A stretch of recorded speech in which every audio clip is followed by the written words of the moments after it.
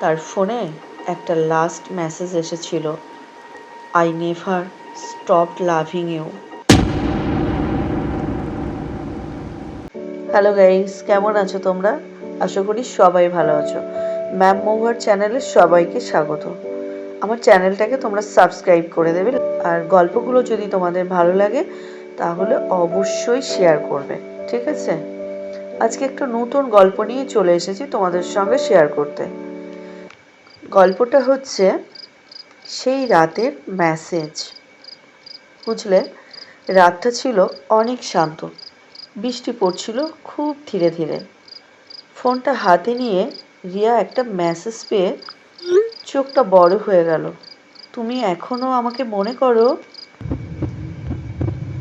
নাম্বারটা আননোন, কিন্তু মেসেজটা দেখেই তার বুকটা যেন ডরে গেল। এই কথাটা তো শুধু একজনই বলতো, অর্জুন। অর্জুনের সাথে রিয়ার 2 বছরের একটা রিলেশন ছিল। শুধু একটা মিসআন্ডারস্ট্যান্ডিংয়ের জন্য তারা আলাদা হয়ে যায়। তারপর অর্জুন একদিন একেবারে হারিয়ে যায়। না কোনো কল, না কোনো খবর। রিয়া কোনো রিপ্লাইও দিল না, কিন্তু মনের মধ্যে প্রশ্ন ঘোরাঘুরি করতে লাগলো, এটা কি অর্জুন, নাকি কেউ মজা করছে? কিছুক্ষণ পর আবার মেসেজ, আমি তোমার বাড়ির সামনে দাঁড়িয়ে আছি, দেখা করবে? রিয়া দাঁড়াতে পারল না, জানলার পাশে গিয়ে নিচে তাকালো। বৃষ্টির মধ্যে একটা ছায়া দাঁড়িয়ে, চোখে বিশ্বাসই হচ্ছিল না। ছাতা নিয়ে নিচে নামলো রিয়া। অর্জুন, তুমি? কম স্বরে জিজ্ঞেস করলো রিয়া। ছায়াটা মুখ তুলে তাকালো। বৃষ্টির জলে মুখটা পরিষ্কার দেখা যাচ্ছিল না, কিন্তু স্বরটা ছিল পরিচিত। আমি ফিরে এসেছি সব কিছু বলতে। রিয়ার চোখ জলে ভরে গেল। 2 বছর ধরে কোথায় ছিলে তুমি? অর্জুন কিছুক্ষণ চুপ থাকলো, তারপর বলল, সেই দিন যেটা তুমি দেখেছিলে সেটা পুরোটা সত্যি ছিল না। আমি তোমার থেকে দূরে গিয়েছিলাম তোমাকে বাঁচাতে। বাঁচাতে? কেন? রিয়া অবাক। অর্জুন ধীরে বলল, যে মেয়েটার সাথে তুমি আমাকে দেখেছিলে সে আমার এক্স ছিল। সে আমাকে থ্রেট করত, যদি আমি তোমার সাথে থাকি সে তোমার ক্ষতি করবে। তাই আমি সব কিছু ছেড়ে চলে গিয়েছিলাম। রিয়া চুপ হয়ে গেল। বৃষ্টির শব্দ ছাড়া কিছুই শোনা যাচ্ছিল না। আর এখন? রিয়া জিজ্ঞেস করলো। অর্জুন হাসলো হালকা। এখন সে আর নেই, আর আমি ফিরে এসেছি তোমার কাছে।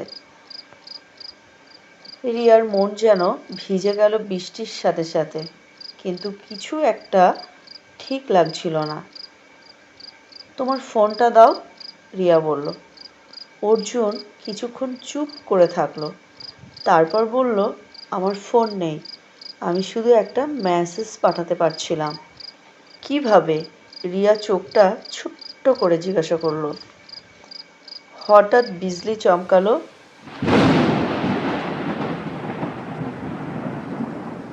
রিয়া স্পষ্ট করে দেখে ফেলল, অর্জুনের পা মাটিতে ছিল না, তার শরীর যেন হালকা আলোতেই ভাসছিল। রিয়া পিছিয়ে গেল ভয়ে। এটা এটা কি? অর্জুন শান্ত স্বরে বলল, সেই দিন আমি অ্যাক্সিডেন্টে মারা গিয়েছিলাম, কিন্তু আমার একটা কথা বলা বাকি ছিল, যে আমি তোমাকে কখনো ভুলে যাইনি। রিয়া কাঁপতে লাগলো। না, এটা সত্যি হতে পারে না। অর্জুন হাসলো হালকা দুঃখ নিয়ে। এবার যেতে হবে, কিন্তু জানো, আমি সব সময় তোমার সাথে আছি। বৃষ্টিটা হঠাৎ করে খুব জোরে এলো, আর সেখানে কেউ ছিল না, শুধু রিয়াই দাঁড়িয়েছিল একা, চোখ ভরা জল নিয়ে। তার ফোনে একটা লাস্ট মেসেজ এসেছিল, I never stop loving you.